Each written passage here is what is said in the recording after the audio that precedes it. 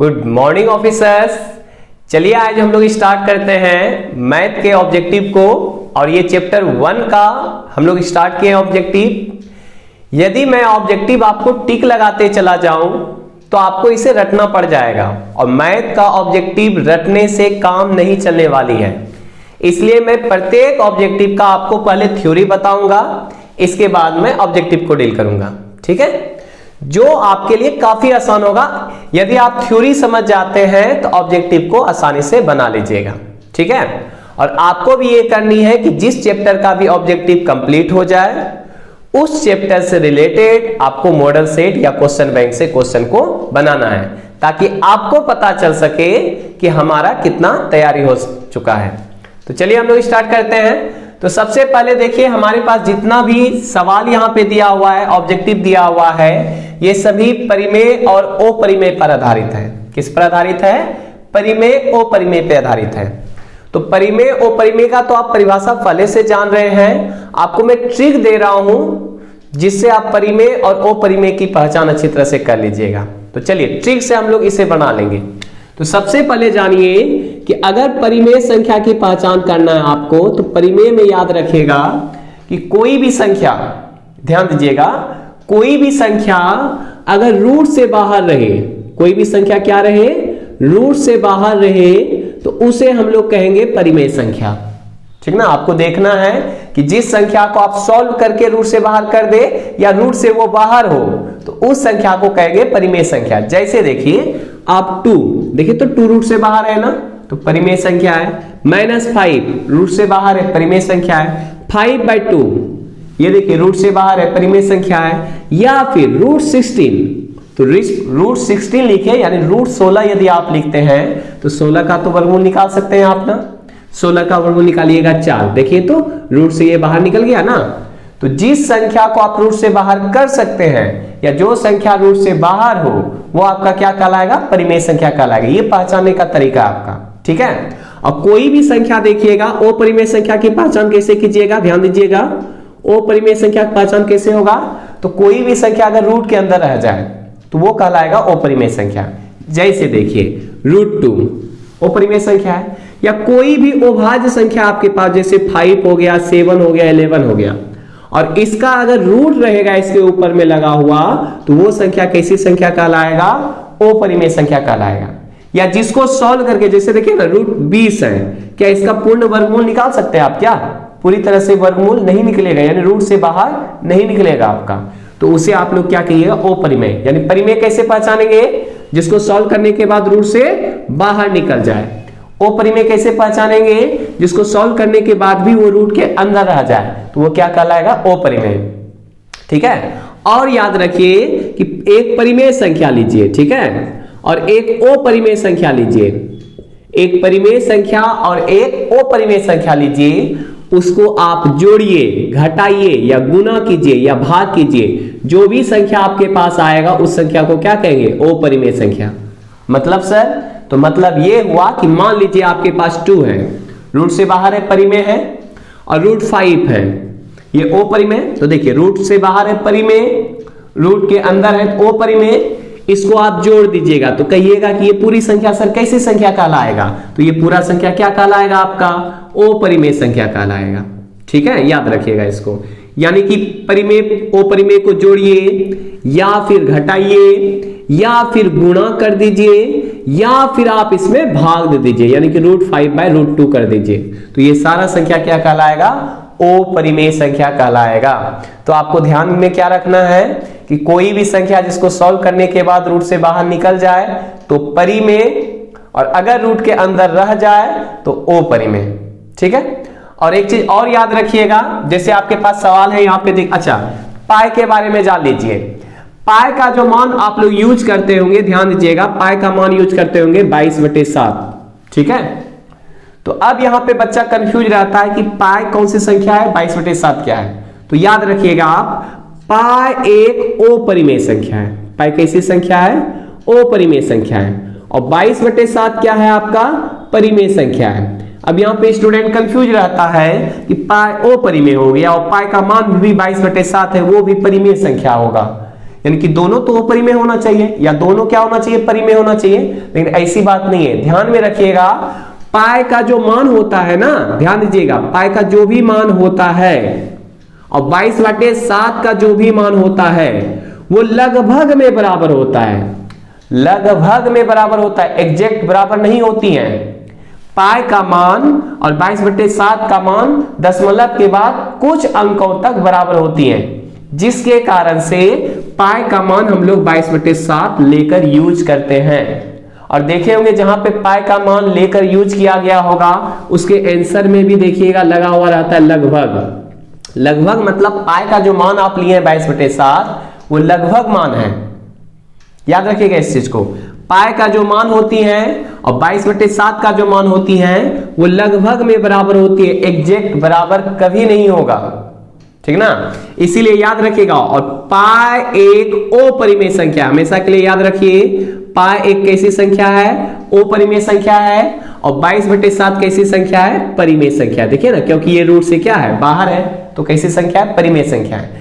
पाई अपरिमेय संख्या क्यों है, क्योंकि जब इसका दशमलव प्रसार देखिएगा तो दशमलव प्रसार रिपीट करने वाला नहीं मिलेगा आपको, दशमलव में आगे तो बढ़ेगा और बढ़ते चले जाएगा, लेकिन कभी भी ये रिपीट नहीं कहलाएगा। अगर रिपीट करता था तो आप याद कीजिए उसको ओशांत कहते थे, जो रिपीट करता था बार बार, जैसे कि 2.585858 इस तरह से आता था, तो इसको आप लोग कहते थे ओशांत, ठीक ना।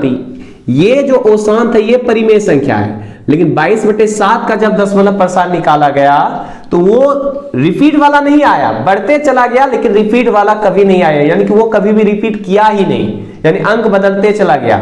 उस तरह के दशमलव प्रसार को हम लोग कहते हैं अनवसानी अनावर्ती कहते हैं। और पाई का दशमलव प्रसार अनवसानी अनावर्ती का है, इसीलिए पाई को हम लोग क्या कहते हैं, अपरिमेय संख्या कहते हैं, क्योंकि जितनी भी अपरिमेय संख्या होती है उसका दशमलव प्रसार अनवसानी अनावर्ती होती है।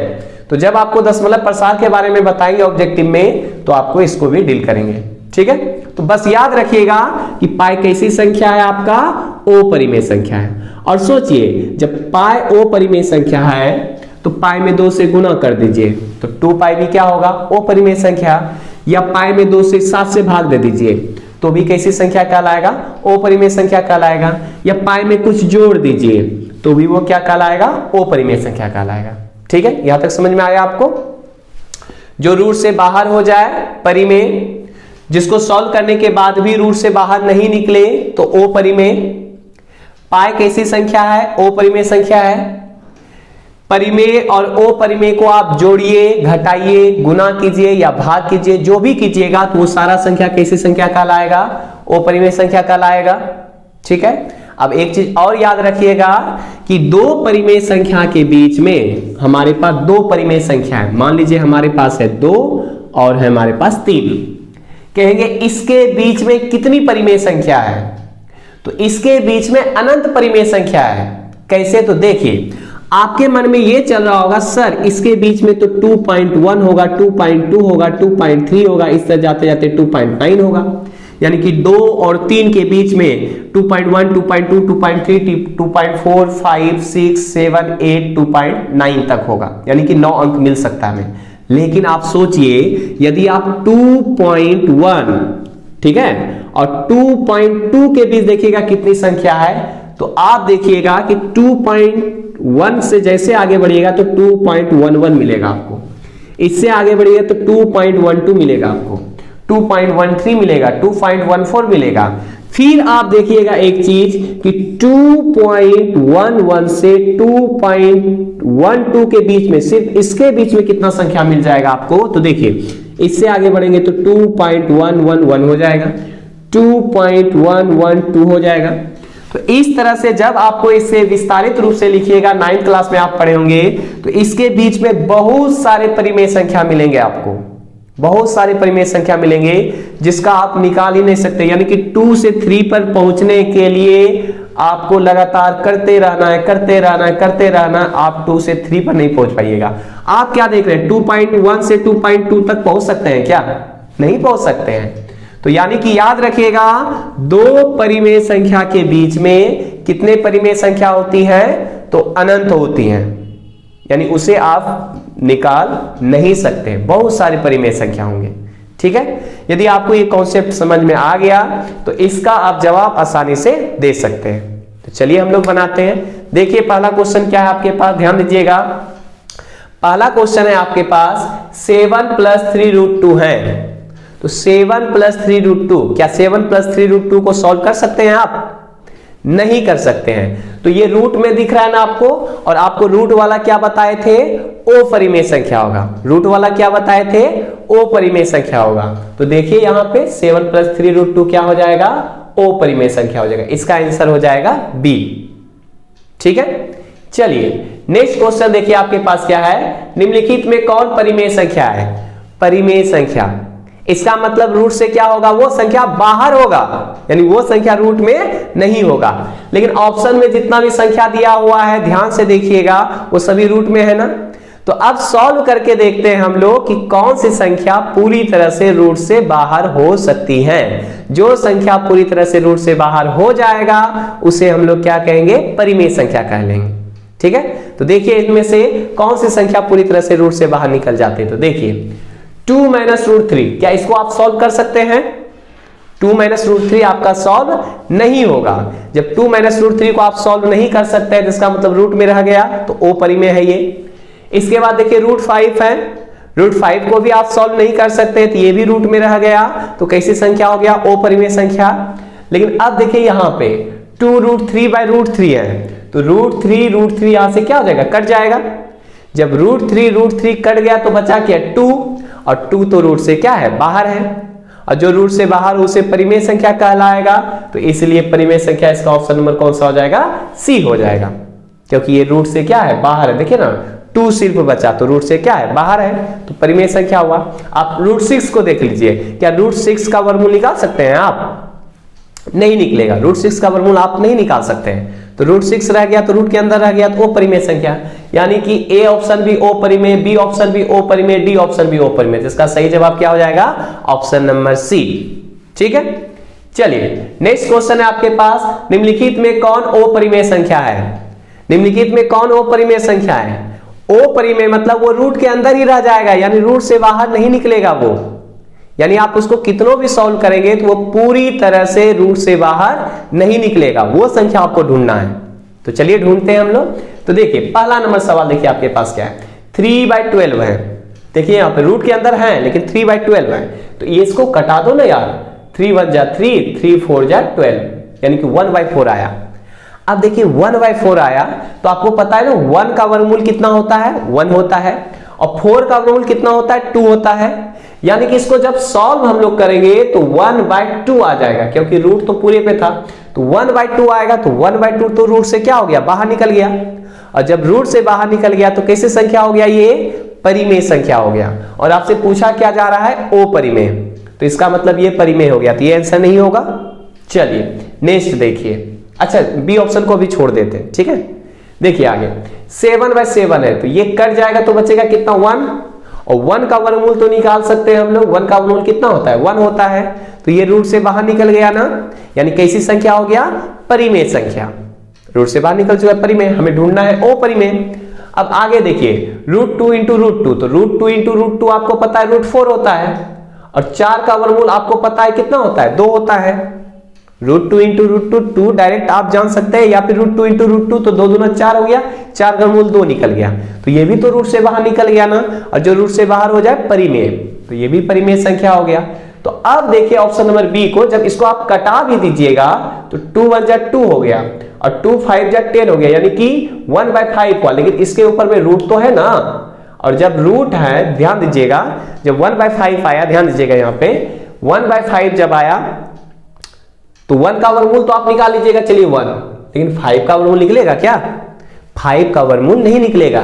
जब 5 का वर्गमूल नहीं निकलेगा तो √5 ही रहेगा नीचे में, और जब √5 ही रहेगा, √5 ही रहेगा, तो रूट के अंदर रह गया वो, और जो रूट के अंदर रह जाए उसे हम लोग क्या कहते हैं, ओ परिमेय कहते हैं। तो इसका सही जवाब क्या हो जाएगा, ऑप्शन नंबर बी। ठीक है, आपसे कह रहा था ओ परिमेय संख्या।